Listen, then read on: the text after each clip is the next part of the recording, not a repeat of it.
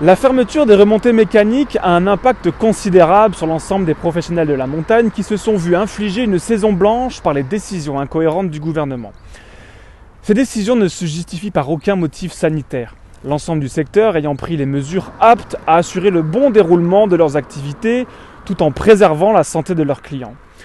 Mais cette catastrophe ne concerne pas uniquement les acteurs directs de la montagne, mais évidemment l'ensemble des prestataires et des sous-traitants travaillant pour leur compte. Aujourd'hui par exemple, c'est l'entreprise Sigma sur la commune des Avenières Verin-Thuérin, dans le Nord-Isère, qui va devoir licencier une dizaine de salariés puisque sa production et ses ventes ont subi de plein fouet l'arrêt quasi total de l'activité depuis un an. Le coût social des décisions incohérentes du gouvernement pour les acteurs de la filière est un véritable scandale et il est temps d'en finir avec cette culpabilisation des professionnels de la montagne. Le discours officiel est de faire croire que le fonctionnement normal des stations générerait une hausse des cas de coronavirus et contribuerait à l'engorgement des hôpitaux, alors que ce sont ces mêmes politiques qui sont responsables de l'affaiblissement de l'hôpital public.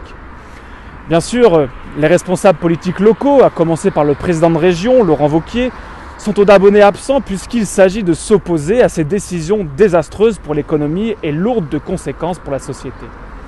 Les grands discours n'auront une nouvelle fois pas été suivis d'action.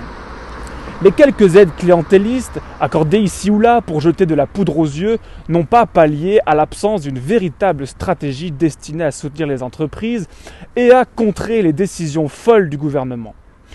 Nous attendions une mobilisation et un engagement beaucoup plus fort, moins de diplomatie et plus de courage dans un moment aussi difficile. Le message à apporter au gouvernement doit être celui d'un refus clair de voir nos emplois détruits par des politiques sans queue ni tête et déconnectés de la réalité du terrain. Il est donc temps de libérer la montagne et tous ceux qui en vivent.